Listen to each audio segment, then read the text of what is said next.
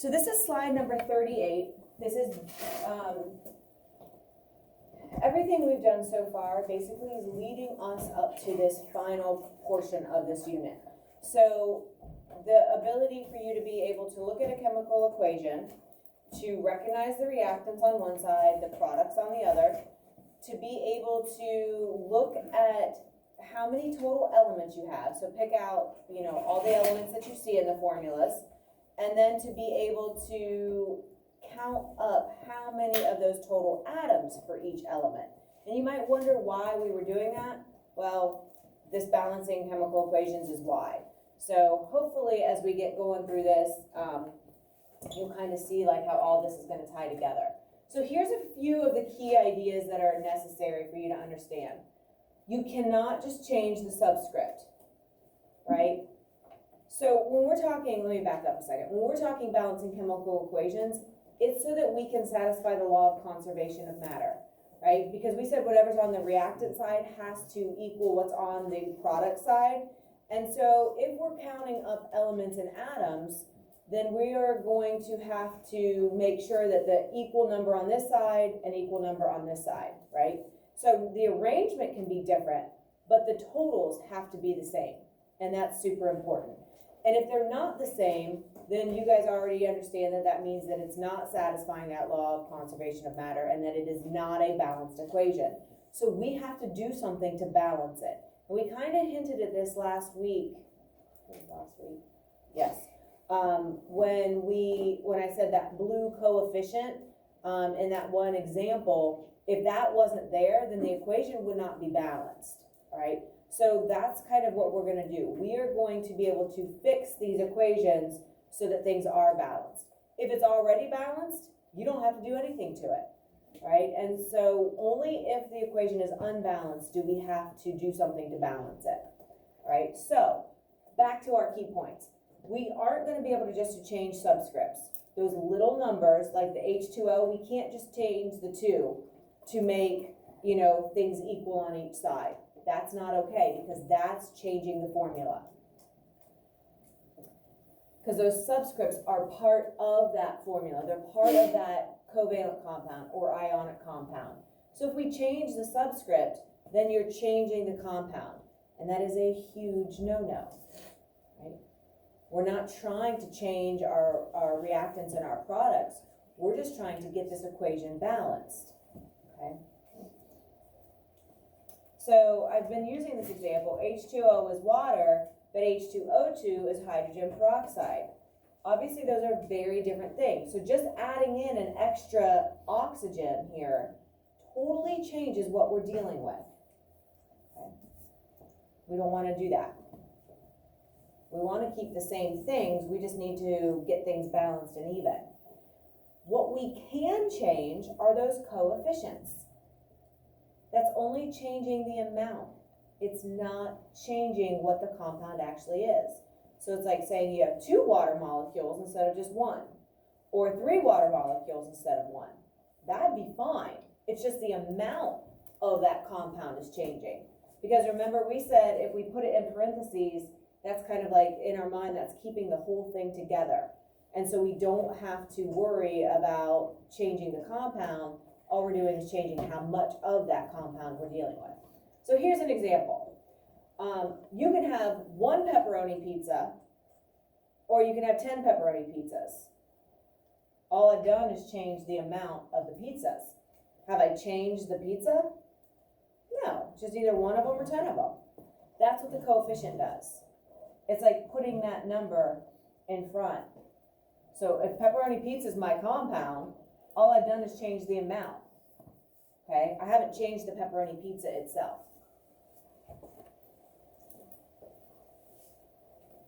So the coefficient is what we are going to be allowed to change.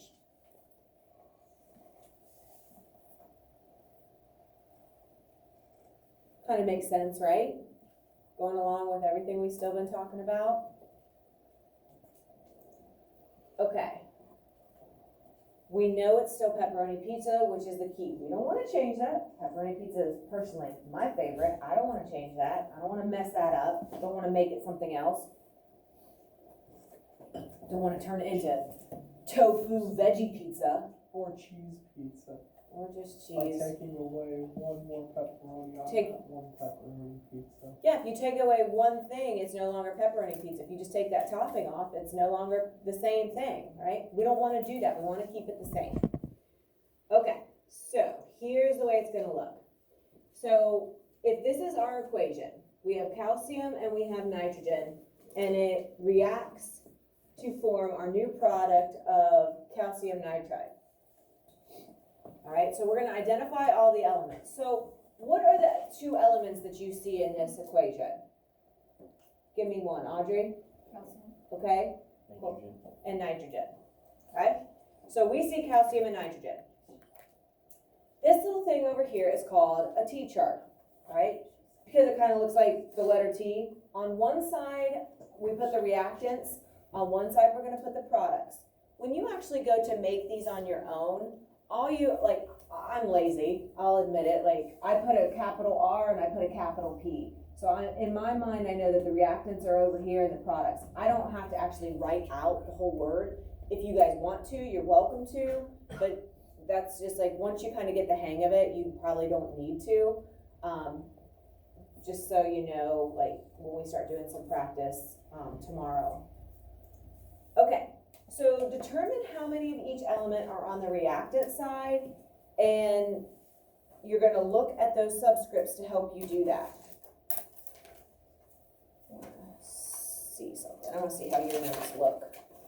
I actually changed these notes last year and put in these extra examples, and I just wanna see how it looks.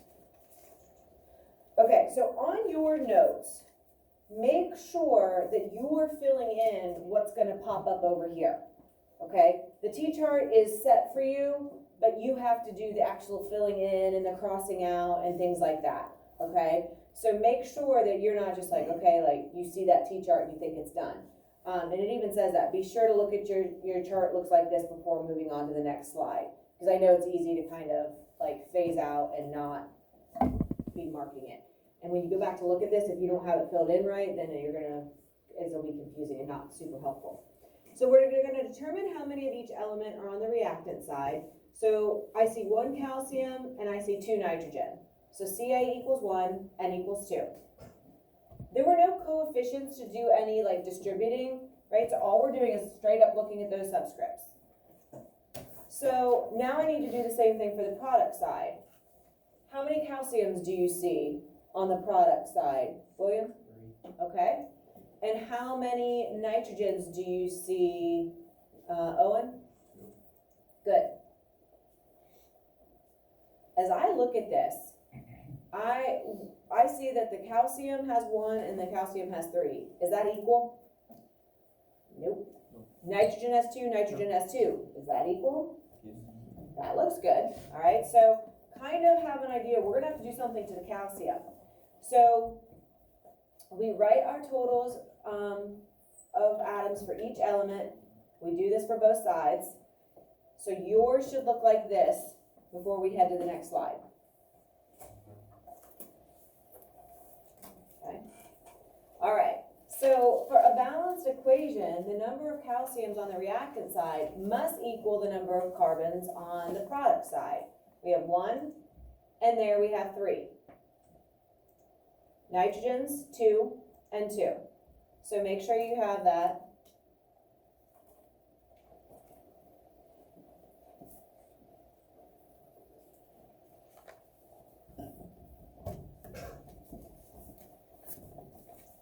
Okay, so when the number of atoms for each element are equal, this means that the law of conservation of matter is satisfied.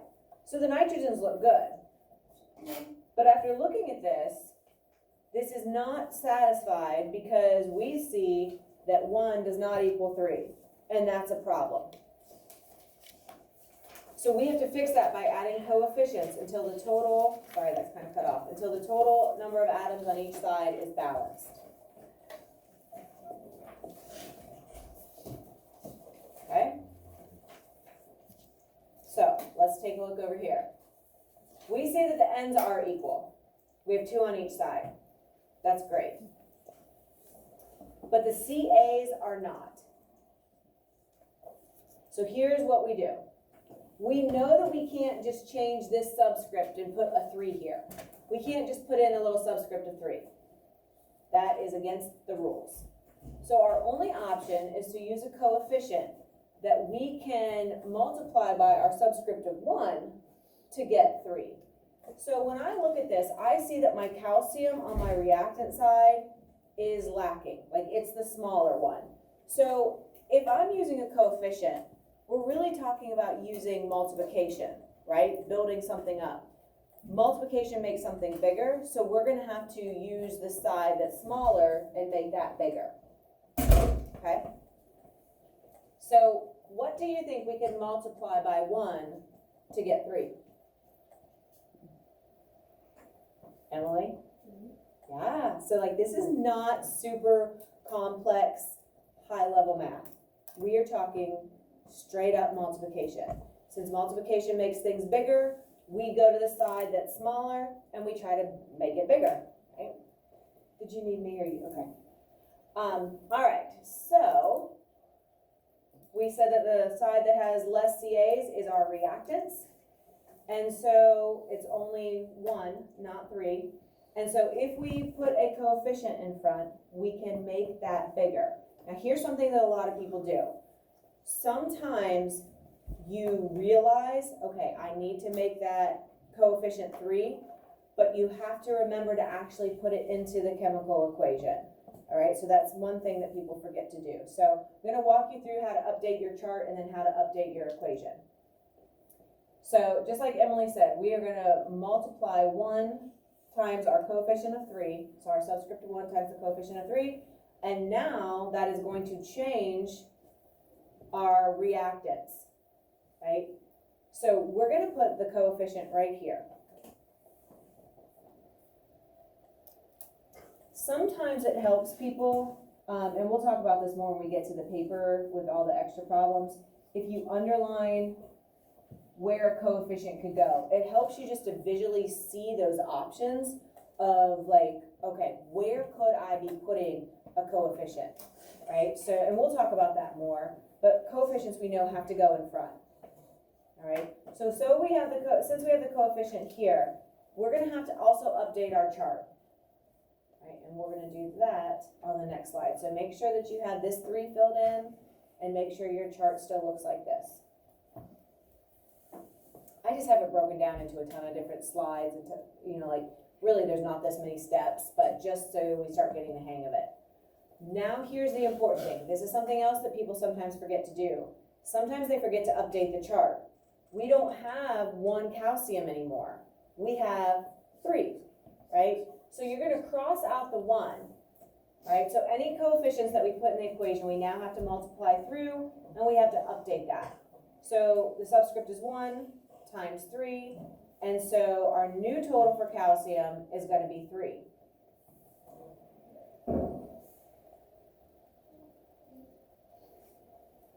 And so a lot of times people will either update the chart and forget to update their equation, or they update the equation and forget to update the chart. So you have to make sure you're doing both. Right, so cross out the 1, don't erase it, but just put a line through it, so that way you can see where you started, because sometimes, like if you get confused or get off somewhere, it's nice to be able to look back and not have it erased. So cross out the 1 and then put in the 3.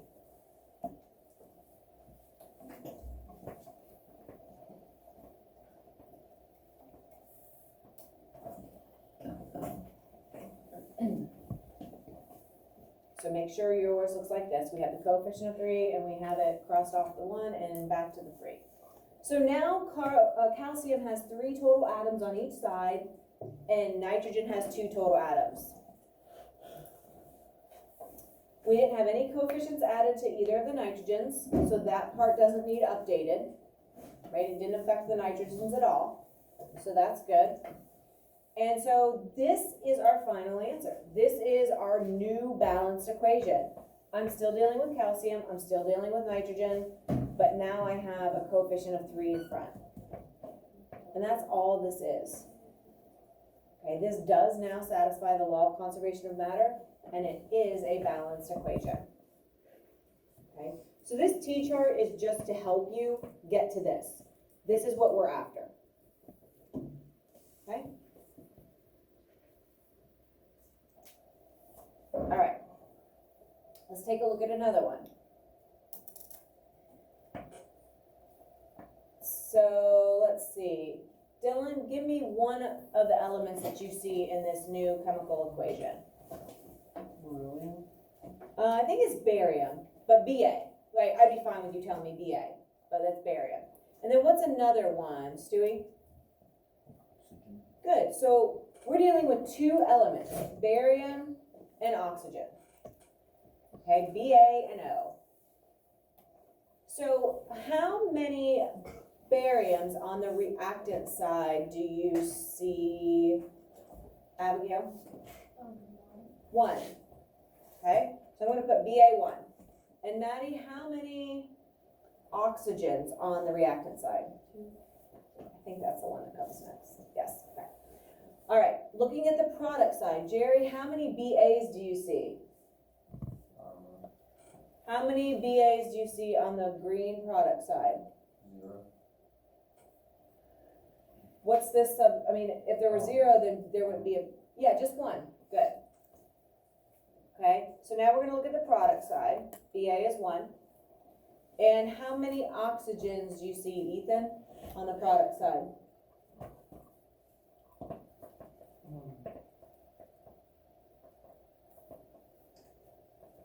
How many oxygens do you see over here? Okay. All right. So your chart should look like that now. We have those written in. We know the totals for each element, for each side. Everybody good? Okay, so we have those written in. So now we need to see if we need to balance this equation, right? So we have to have the same number of BAs on each side, and we have to have the same number of oxygens. BA1, BA1. Ooh, nice, right? That's equal. We also have to do the same thing for the oxygens. 2 oxygens. Oh, we only have 1 oxygen. That's a problem. So when the total number of atoms, for each element are equal, like they are for Ba, it's good. That means the law of conservation of matter is satisfied. But the way this equation is written, things are not balanced. It is not satisfied. Jerry, make sure you're paying attention, you're with me, okay? So we have to fix this. And the way we're gonna do that is by adding in our coefficients. Did I go too fast? Sorry.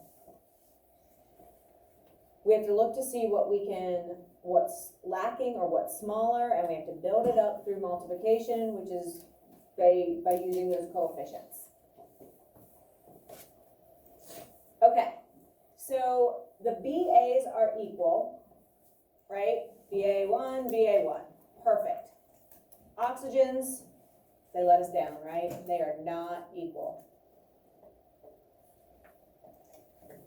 We have 2 on the reactants and only 1 on the product. So since we can't just change a subscript, we can't just put in a 2 over here and make this barium oxide, changes the whole formula, changes our pepperoni pizza to tofu veggie, maybe, right? So we have to use coefficients. So which side is smaller? Let's see.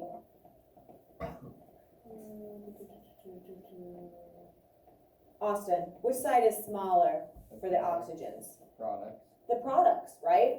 So that's the side that's gonna need to have a coefficient. So I know that there's only one option, is this spot right here. So again, sometimes people underline in front of the compounds, and it just visually gives them like an idea, okay, that's an option for a coefficient, that's an option to put a coefficient if we need it. So really, the only option on the product side is right here. Okay? So we are going to have to do something to that product side. We're gonna have to put a coefficient in front. Problem is, this is a compound. It's like in parentheses, right? So whatever I do to the oxygen, I'm gonna end up doing to the barium as well. You can't separate it. We can't just slide a coefficient in here in front of oxygen. It has to go in front of the whole thing. So since a coefficient means multiply, what can you multiply 1 by to get 2? 2. Okay? So we have to put a coefficient of 2 on the product side. So in your equation area, make sure you fill in that coefficient of 2.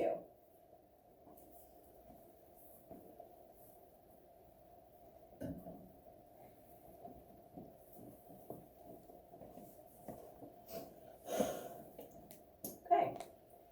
So we put that on the product side in front of the oxygen because we're thinking of that as a whole unit, right? That BaO is one thing. It's not just barium, it's not just oxygen, it's barium oxide. So we can't separate the Ba from the O because that changes the formula and that's not allowed. So if we think of it in parentheses like algebra, like that,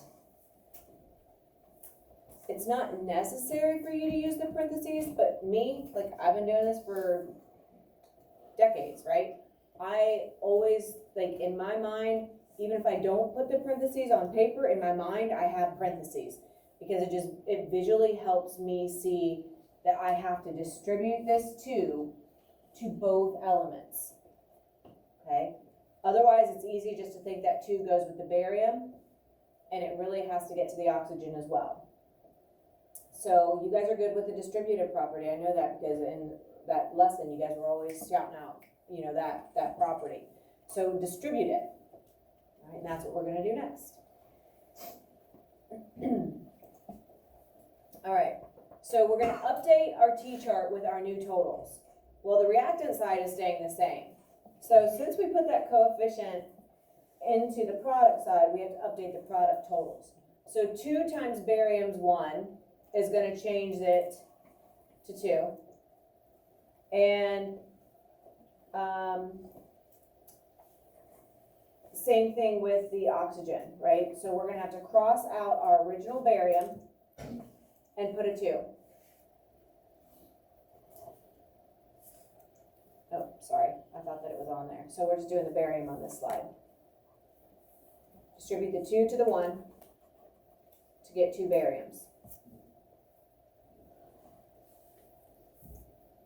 Now we are going to finish distributing, take that 2 and distribute it to the oxygen as well. So what's 2 times 1 again? 2. And so we end up with 2 oxygens.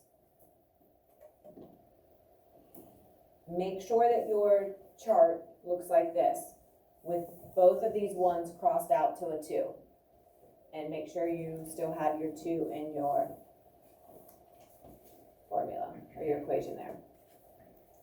Okay, so here's our charts. O's look good, right? What's off now? We think, Cheyenne? The barium is off, right? So this is kind of trial and error. If you remember from the brain pop that we watched last week, it was last week, I don't know, this week's kind of blurring. Either last week or Monday, it was looking at, it was Friday, sorry. It was looking at kind of trial and error, right? You fix one thing and sometimes it messes up another, and that's gonna happen. So we fixed the oxygen, but then it messed up our barium. So these are not equal now. So that means we're gonna have to fix the bariums.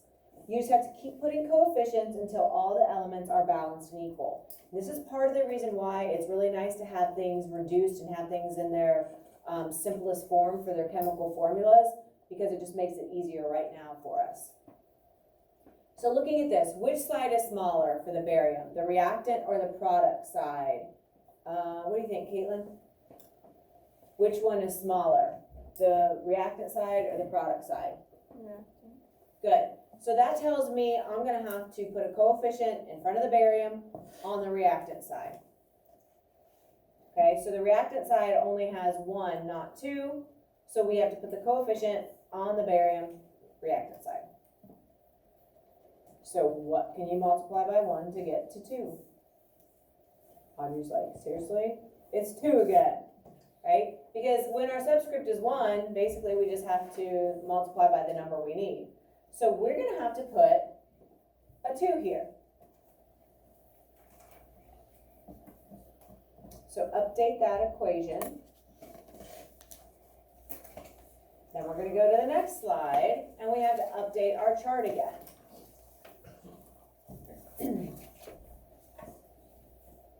Right, so the subscript of 2, or excuse me, the coefficient of 2 times our subscript of 1 is gonna change this barium to what, Charlie? 2 times our subscript of 1 will update this to what? A 2, right? So, multiply the 2 times the 1, and we are going to cross out the 1, and it becomes 2. And again, having it on this many slides makes it seem like it's a ton of steps. It's not really that many steps once you kind of get the hang of it. I just wanted to be very, very clear, so if you look back at this, you can follow what we did. Okay, so now, as I look at this, I have, oh, sorry, things are a little shifted, I'll fix that. We have, I do need to fix it. On yours, hopefully it looks more equal. We have 2 bariums on each side, and we have 2 oxygens on each side. So this new equation with these coefficients in is balanced. This one is still unbalanced. So if I want the balanced equation, this is what we would use. So adding the coefficients of 2 makes this possible. Notice we didn't have to do anything to the oxygen on the reactant side. It was good. So you don't always have to put coefficients in front of everything. It's just you use what you need and you don't do extra. Okay, so this equation is now balanced and it does satisfy the law of conservation of matter. Okay? So, here's a couple general reminders. I can't tell you exactly how to do it. I can tell you the process. Do your totals, check. You're always going to put a coefficient in front of the smaller side. But I can't say, you're always going to do it exactly like this because each equation is a little bit different. So if you just follow the general process, you're in good shape. Just like that last equation, it's kind of trial and error. You fix one, but it messes up another. And that's fine, you just keep going. Sometimes you fix a second one and it messes up the other side. And then you have to change that side and then things finally get balanced out. Make sure when there's a formula like BaO, you don't separate the O from the Ba, right? That's a unit now, that's a new thing. They stay together. You can't just change the chemical formula by separating them.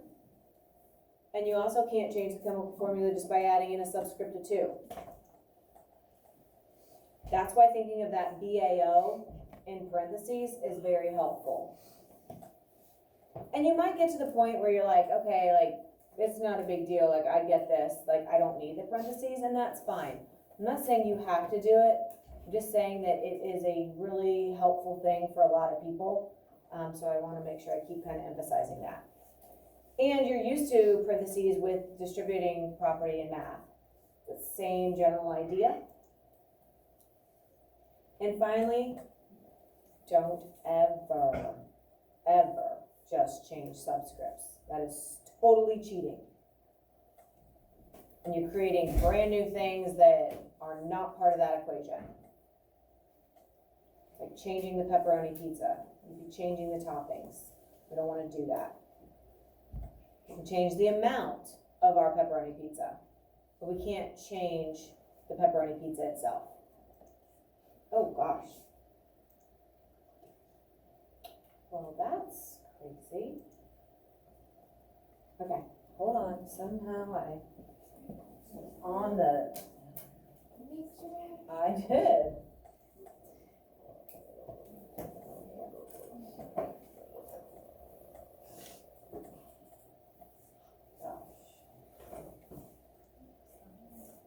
That's, doesn't happen very often, just a random click.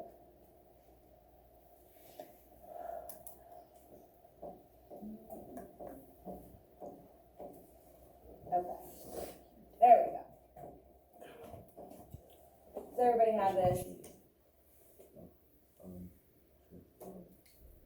Oh no, there was one extra there. Also, make sure you remember to actually put the coefficients in front of the formulas. Don't just like update your chart without actually putting the coefficients in the equation.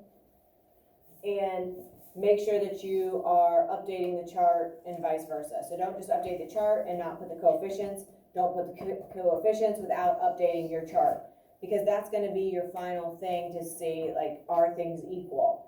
All right, so I know it's easy sometimes for people to like, they put the coefficient in and they're like, cool, we're good.